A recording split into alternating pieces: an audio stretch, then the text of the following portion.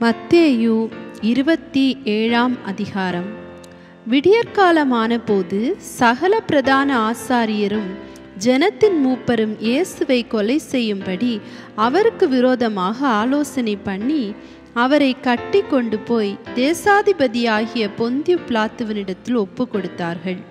அப்பொழுது அவரை காட்டி கொடுத்த யூதாஸ் அவர் மரண ஆக்கினைக்குள்ளாக தீர்க்கப்பட்டதை கண்டு மனஸ்தாபப்பட்டு அந்த 30 வெள்ளிக்காசை பிரதான ஆசாரியரிடத்துக்கும் மூப்பரிடத்துக்கும் திரும்ப கொண்டு வந்து, குற்றமில்லாத இரத்தத்தை நான் காட்டி கொடுத்ததினால் பாவம் செய்தேன் என்றான்.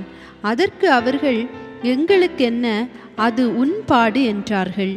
அப்பொழுது அவன் அந்த வெள்ளிக்காசை தேவாலயத்திலே எறிந்துவிட்டு புறப்பட்டு போய் நான்று கொண்டு செத்தான்.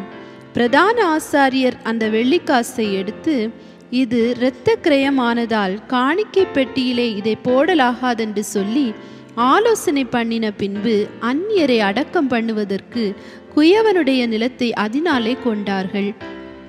இது நிமித்தம் அந்த நிலம் இந்நாள் வரைக்கும் இரத்த நிலம் எனப்படுகிறது.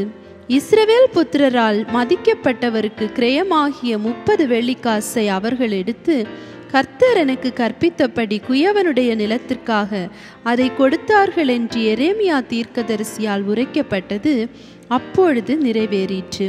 இயேசு தேசாதிபதிக்கு முன்பாக நின்றார். தேசாதிபதி அவரை நோக்கி, நீ யூதருடைய ராஜாவா என்று கேட்டான். அதற்கு இயேசு, நீர் சொல்லுகிறபடிதான் என்றார். பிரதான ஆசாரியரும் மூப்பரும் அவர் மேல் குற்றஞ்சாட்டுகையில் அவர் மாறுத்திரம் ஒன்றும் சொல்லவில்லை. அப்பொழுது பிலாத்து அவரை நோக்கி, இவர்கள் உன்மேல் எத்தனையோ குற்றங்களை சாட்டுகிறார்களே, நீ அவைகளை கேட்கவில்லையா என்றான். அவரோ ஒரு வார்த்தையும் மாறுத்திரமாக சொல்லவில்லை. அதனால் தேசாதிபதி மிகவும் ஆச்சரியப்பட்டான். காவல் பண்ணப்பட்டவர்களில் எவனை விடுதலையாக்க வேண்டும் என்று ஜனங்கள் கேட்டுக்கொள்வார்களோ அவனை அவர்களுக்காக விடுதலையாக்குவது பண்டிகை தோறும் தேசாதிபதிக்கு வழக்கமாயிருந்தது. அப்பொழுது காவல் பண்ணப்பட்டவர்களில் பரபாஸ் எனப்பட்ட பெயர் போன ஒருவன் இருந்தான். பொறாமையினாலே அவரை ஒப்பு கொடுத்தார்கள் என்று பிலாத்து அறிந்து அவர்கள் கூடியிருக்கையில் அவர்களை நோக்கி, எவனை நான் உங்களுக்கு விடுதலையாக்க வேண்டும் என்றிருக்கிறீர்கள், பரபாசையோ கிறிஸ்து எனப்படுகிற இயேசுவையோ என்று கேட்டான். அவன் நியாயாசனத்தில் உட்கார்ந்திருக்கையில் அவனுடைய மனைவி அவனிடத்தில் ஆள் அனுப்பி, நீர் அந்த நீதிமானை ஒன்றும் செய்ய வேண்டாம், அவர் நிமித்தம் இன்றைக்கு சொப்பனத்தில் வெகு பாடுபட்டேன் என்று சொல்ல சொன்னாள். பரபாசை விட்டுவிட கேட்டுக்கொள்ளவும் இயேசுவை கொலை செய்யவும் பிரதான ஆசாரியர் மூப்பரும் ஜனங்களை ஏவிவிட்டார்கள். தேசாதிபதி ஜனங்களை நோக்கி, இவ்விருவரில் எவனை நான் உங்களுக்கு விடுதலையாக்க வேண்டும் என்று கேட்டான். அதற்கு அவர்கள் பரபாசை என்றார்கள். பிலாத்து அவர்களை நோக்கி, அப்படியானால் கிறிஸ்து எனப்பட்ட இயேசுவை நான் என்ன செய்ய வேண்டும் என்று கேட்டான். அவனை சிலுவையில் அறைய வேண்டும் என்று எல்லாரும் சொன்னார்கள். தேசாதிபதியோ, ஏன், என்ன பொல்லாப்பு செய்தான் என்றான். அதற்கு அவர்கள், அவனை சிலுவையில் அறைய வேண்டும் என்று அதிகமாய் கூக்குரலிட்டு சொன்னார்கள். கலகம் அதிகமாகிறதே அல்லாமல் தன் பிரயத்தினத்தினால் பிரயோஜனமில்லை என்று பிலாத்து கண்டு தண்ணீரை அள்ளி ஜனங்களுக்கு முன்பாக கைகளை கழுவி, இந்த நீதிமானுடைய இரத்த பழிக்கு நான் குற்றமற்றவன், நீங்களே பார்த்து கொள்ளுங்கள் என்றான். அதற்கு ஜனங்கள் எல்லாரும், இவனுடைய இரத்த பழி எங்கள் மேலும் எங்கள் பிள்ளைகள் மேலும் இருப்பதாக என்று சொன்னார்கள். அப்பொழுது அவன் பரபாசை அவர்களுக்கு விடுதலையாக்கி இயேசுவையோ வாரினால் அடிப்பித்து சிலுவையில் அறையும்படிக்கு ஒப்பு கொடுத்தான். அப்பொழுது தேசாதிபதியின் போர் சேவகர் இயேசுவை தேசாதிபதியின் அரமனையிலே கொண்டு போய் போர் சேவகரின் கூட்டம் முழுவதையும் அவரிடத்தில் கூடி வர செய்து அவர் வஸ்திரங்களை கலற்றி சிவப்பான மேலங்கியை அவருக்கு உடுத்தி முள்ளுகளால் ஒரு முடியை பின்னி அவர் சிரசின் மேல் வைத்து அவர் வலது கையில் ஒரு கோலை கொடுத்து அவர் முன்பாக முழங்கார்படியிட்டு, யூதருடைய ராஜாவே வாழ்க என்று அவரை பரியாசம் பண்ணி அவர் மேல் துப்பி அந்த கோலை எடுத்து அவரை சிரசில் அடித்தார்கள். அவரை பரியாசம் பண்ணின பின்பு அவருக்கு உடுத்தின மேலங்கியை கலற்றி அவருடைய வஸ்திரங்களை அவருக்கு உடுத்தி அவரை சிலுவையில் அறையும்படி கொண்டு போனார்கள். போகையில் சிரேனா ஊரானாகிய சீமோன் எனப்பட்ட ஒரு மனுஷனை அவர்கள் கண்டு அவருடைய சிலுவையை சுமக்கும்படி அவனை பலவந்தம் பண்ணினார்கள். கபாலஸ்தலம் என்னும் அர்த்தம் கொள்ளும் கொல்கொதா என்னும் இடத்துக்கு அவர்கள் வந்தபோது கசப்பு கலந்த காடியை அவருக்கு குடிக்க கொடுத்தார்கள். அவர் அதை ருசி பார்த்து குடிக்க மனதில்லாதிருந்தார். அவரை சிலுவையில் அறைந்த பின்பு அவர்கள் சீட்டு போட்டு அவருடைய வஸ்திரங்களை பங்கிட்டு கொண்டார்கள். என் வஸ்திரங்களை தங்களுக்குள்ளே பங்கிட்டு என் உடையின் பேரில் சீட்டு போட்டார்கள் என்று தீர்க்கதரிசியால் உரைக்கப்பட்டது நிறைவேறும்படி இப்படி நடந்தது. அவர்கள் அங்கே உட்கார்ந்து அவரை காவல் காத்து கொண்டிருந்தார்கள். அன்றியும் அவர் அடைந்த ஆக்கினையின் முகாந்திரத்தை காண்பிக்கும் பொருட்டு இவன் யூதருடைய ராஜாவாகி இயேசு என்று எழுதி அவர் சிரசுக்கு மேலாக வைத்தார்கள். அப்பொழுது அவருடைய வலது பக்கத்தில் ஒருவனும் அவருடைய இடது பக்கத்தில் ஒருவனுமாக 2 கள்ளர் அவரோட கூட சிலுவைகளில் அறையப்பட்டார்கள். அந்த வழியாய் நடந்து போகிறவர்கள் தங்கள் தலைகளை துலுக்கி தேவாலயத்தை இடித்து 3 நாளைக்குள்ளே கட்டுகிறவனே, உன்னை நீயே ரட்சித்துக்கொள், நீ தேவனுடைய குமாரனானால் சிலுவையிலிருந்து இறங்கி வா என்று அவரை தூஷித்தார்கள். அப்படியே பிரதான ஆசாரியரும் வேதபாரகரும் மூப்பரும் பரியாசம் பண்ணி மற்றவர்களை ரட்சித்தான், தன்னைத்தான் ரட்சித்து கொள்ள திராணி இல்லை. இவன் இஸ்ரவேலின் ராஜாவானால் இப்பொழுது சிலுவையிலிருந்து இறங்கி வரட்டும், அப்பொழுது இவனை விசுவாசிப்போம். தன்னை தேவனுடைய குமாரன் என்று சொல்லி தேவன் மேல் நம்பிக்கையாய் இருந்தானே, அவர் இவன் மேல் பிரியமாயிருந்தால் இப்பொழுது இவனை ரட்சிக்கட்டும் என்றார்கள். அவரோட கூட சிலுவைகளில் அறையப்பட்ட கள்ளரும் அந்தபடியே அவரை நிந்தித்தார்கள். 6 மணி நேரம் முதல் 9 மணி நேரம் வரைக்கும் பூமி எங்கும் அந்தகாரம் உண்டாயிற்று.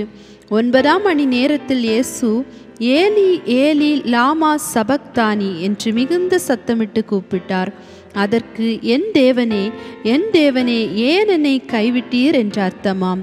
அங்கே நின்றவர்களில் சிலர் அதை கேட்டபொழுது இவன் எலியாவை கூப்பிடுகிறான் என்றார்கள். உடனே அவர்களில் ஒருவன் ஓடி கடற்காழனை எடுத்து காடியில் தோய்த்து அதை ஒரு கோலில் மாட்டி அவருக்கு குடிக்க கொடுத்தான். மற்றவர்களோ, பொறு, எலியா இவனை ரட்சிக்க வருவானோ பார்ப்போம் என்றார்கள். இயேசு மறுபடியும் மகா சத்தமாய் கூப்பிட்டு ஆவியை விட்டார். அப்பொழுது தேவாலயத்தின் திரைசீலை மேல் தொடங்கி கீழ் வரைக்கும் 2 கிழிந்தது. பூமியும் அதிர்ந்தது, கண்மலைகளும் பிளந்தது, கல்லறைகளும் திறந்தது. நித்திரை அடைந்திருந்த அநேக பரிசுத்தவான்களுடைய சரீரங்களும் எழுந்திருந்தது. அவர் உயிர்த்தெழுந்த பின்பு இவர்கள் கல்லறைகளை விட்டு புறப்பட்டு பரிசுத்த நகரத்தில் பிரவேசித்து அநேகருக்கு காணப்பட்டார்கள். 100க்கு அதிபதியும் அவனோட கூட இயேசுவை காவல் காத்திருந்தவர்களும் பூமி அதிர்ச்சியையும் சம்பவித்த காரியங்களையும் கண்டு மிகவும் பயந்து மெய்யாகவே இவர் தேவனுடைய குமாரன் என்றார்கள். மேலும் இயேசுவுக்கு ஊழியம் செய்யும்படி கலிலேயாவிலிருந்து அவரோட வந்திருந்த அநேக ஸ்திரீகள் அங்கே தூரத்திலே நின்று பார்த்து கொண்டிருந்தார்கள். அவர்களுக்குள்ளே மகதலேனா மரியாளும் யாக்கோபுக்கும் யோசேக்கும் தாயாகிய மரியாளும் செபதேயுவின் குமாரருடைய தாயும் இருந்தார்கள். சாயங்காலமான போது இயேசுவுக்கு சீஷனும் ஐஸ்வர்யவானுமாய் இருந்த யோசேப்பு என்னும் பேர் கொண்ட அரிமத்தியா ஊரானாகிய ஒரு மனுஷன் வந்து பிலாத்துவினிடத்தில் போய் இயேசுவின் சரீரத்தை கேட்டான். அப்பொழுது சரீரத்தை கொடுக்கும்படி பிலாத்து கட்டளையிட்டான்.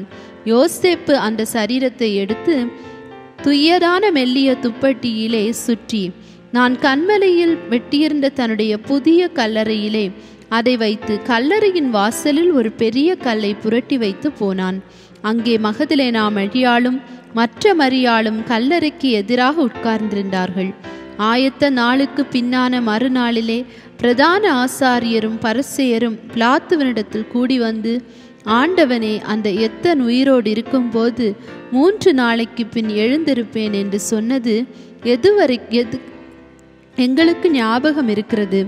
ஆகையால் அவனுடைய சீஷர்கள் ராத்திரியிலே வந்து அவனை களவாய் கொண்டு போய் மரித்தோர்ந்து எழுந்தான் என்று ஜனங்களுக்கு சொல்லாதபடிக்கும் முந்தினயத்தை பார்க்கலும் பிந்தினயத்து கொடிதாகாதபடிக்கும் நீர் 3 நாள் வரைக்கும் கல்லறையை பத்திரப்படுத்தும்படி கட்டளையிட வேண்டும் என்றார்கள். அதற்கு பிலாத்து, உங்களுக்கு காவல் சேவகர் உண்டே, போய் உங்களால் கூடிய மட்டும் பத்திரப்படுத்தி கொள்ளுங்கள் என்றான். அவர்கள் போய் கல்லுக்கு முத்திரை போட்டு காவல் வைத்து கல்லறையை பத்திரப்படுத்தினார்கள். மத்தேயு 28 அதிகாரம். ஓய்வு நாள் முடிந்து வாரத்தின் முதலாம் நாள் விடிந்து வருகையில் மகதலேனா மரியாளும் மற்ற மரியாளும் கல்லறையை பார்க்க வந்தார்கள். அப்பொழுது பூமி மிகவும் அதிரும்படி கர்த்தருடைய தூதன் வானத்தில் இருந்து இறங்கி வந்து வாசலில் இருந்த கல்லை புரட்டி தள்ளி அதன் மேல் உட்கார்ந்தான்.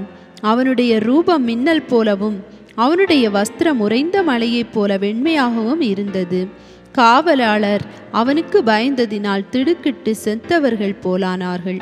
தூதன் அந்த ஸ்திரீகளை நோக்கி, நீங்கள் பயப்படாதிருங்கள், சிலுவையில் அறையப்பட்ட இயேசுவை தேடுகிறீர்கள் என்று அறிவேன். அவர் இங்கே இல்லை, தாம் சொன்னபடியே உயிர்த்தெழுந்தார். கர்த்தரை வைத்த இடத்தை வந்து பாருங்கள்.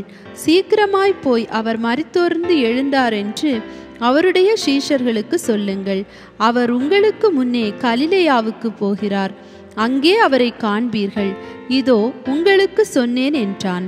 அவர்கள் பயத்தோடும் மகா சந்தோஷத்தோடும் கல்லறையை விட்டு சீக்கிரமாய் புறப்பட்டு அவருடைய சீஷர்களுக்கு அறிவிக்க ஓடினார்கள். அவர்கள் அவருடைய சீஷர்களுக்கு அறிவிக்க போகிற போது இயேசு தாமே அவர்களுக்கு எதிர்பட்டு வாழ்க என்றார். அவர்கள் கிட்ட வந்து அவர் பாதங்களை கழுவி அவரை பணிந்து கொண்டார்கள். அப்பொழுது இயேசு அவர்களை நோக்கி, பயப்படாதிருங்கள், நீங்கள் போய் என் சகோதரர் கலிலேயாவுக்கு போகும்படி அவர்களுக்கு சொல்லுங்கள், அங்கே அவர்கள் என்னை காண்பார்கள் என்றார். அவர்கள் போகையில் காவல் சேவகரில் சிலர் நகரத்துக்குள்ளே வந்து நடந்த யாவற்றையும் பிரதான ஆசாரியருக்கு அறிவித்தார்கள். இவர்கள் மூப்பரோடே கூடி வந்து ஆலோசனை பண்ணி சேவகருக்கு வேண்டிய பணத்தை கொடுத்து, நாங்கள் நித்திரை பண்ணுகையில் அவனுடைய சீஷர்கள் ராத்திரியிலே வந்து அவனை களவாய் கொண்டு போய் விட்டார்கள் என்று சொல்லுங்கள். இது தேசாதிபதிக்கு கேள்வியானால் நாங்கள் அவரை சம்மதப்படுத்தி உங்களை தப்புவிப்போம் என்றார்கள். அவர்கள் பணத்தை வாங்கி கொண்டு தங்களுக்கு போதிக்கப்பட்டபடியே செய்தார்கள். இந்த பேச்சு யூதருக்குள்ளே இந்நாள் வரைக்கும் பிரசித்தமாய் இருக்கிறது. 11 சீஷர்களும் கலிலேயாவிலே இயேசு தங்களுக்கு குறித்திருந்த மலைக்கு போனார்கள். அங்கே அவர்கள் அவரை கண்டு பணிந்து கொண்டார்கள். சிலரோ சந்தேகப்பட்டார்கள். அப்பொழுது இயேசு சமீபத்தில் வந்து அவர்களை நோக்கி, வானத்திலும் பூமியிலும் சகல அதிகாரமும் எனக்கு கொடுக்கப்பட்டிருக்கிறது. ஆகையால் நீங்கள் புறப்பட்டு போய் சகல ஜாதிகளையும் சீஷராக்கி பிதா குமாரன் பரிசுத்த ஆவியின் நாமத்திலே அவர்களுக்கு ஞானஸ்நானம் கொடுத்து நான் உங்களுக்கு கட்டளையிட்ட யாவையும் அவர்கள் கைக்கொள்ளும்படி அவர்களுக்கு உபதேசம் பண்ணுங்கள். இதோ உலகத்தின் முடிவு பரியந்தம் சகல நாட்களிலும் நான் உங்களுடனே கூட இருக்கிறேன் என்றார். ஆமேன்.